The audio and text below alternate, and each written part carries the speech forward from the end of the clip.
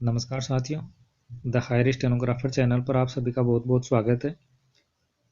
इस डिक्टेशन की रिसीव प्रणाली में आउटलाइंस व हिंदी की पीडीएफ को डाउनलोड करने के लिए आप हमारे टेलीग्राम ग्रुप को ज्वाइन कर लें। टेलीग्राम का लिंक वीडियो के नीचे डिस्क्रिप्शन में दिया गया है। दोस्तों, इस डिक्टेशन में विराम नहीं बोला जाएगा। विराम का प्रयोग आपको अपने सविवेक से करना है। डिक्टेशन शुरू होगा 5 सेकंड बाद।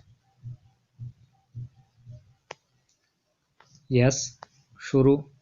माननीय सभापति महोदय, मैं आपका बहुत आभारी हूँ जो आपने मुझे इस बिल पर बोलने के लिए समय दिया है।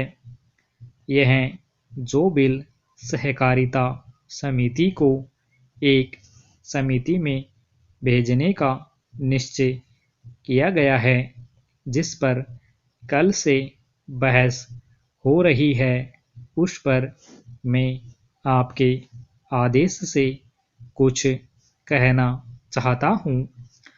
श्रीमान, इस बिल को देखा जाए तो यह समझ में आता है कि यह कोई नया बिल नहीं है, बल्कि जो सन 1912 का कानून है उसी की लाइन पर बनाया गया है और कोई नई बात नहीं रखी गई है।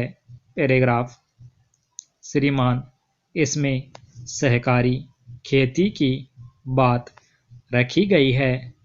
अगर यह कहा जाए कि यह कोई नई बात नहीं है तो गलत नहीं होगा। जहाँ तक सहकारी खेती का संबंध है तो उसकी तरफ जनता और विशेषकर किसानों का बिल्कुल कोई झुकाव नहीं है और उनका झुकाव न होने के कारण उन्होंने उसे उस सीमा तक नहीं अपनाया जितनी सरकार को आशा थी। श्रीमान, आपको मालूम है कि नागपुर कांग्रेस में यह प्रस्ताव पास हुआ है कि सहकारी खेती कराई जाए। पूरे देश में इस समय इसका जोर चल रहा है और इसको लाने के लिए न मालूम इसके कितने रूप रखे गए हैं। यह कहा गया है कि इसके अंदर कोई जोर नहीं है।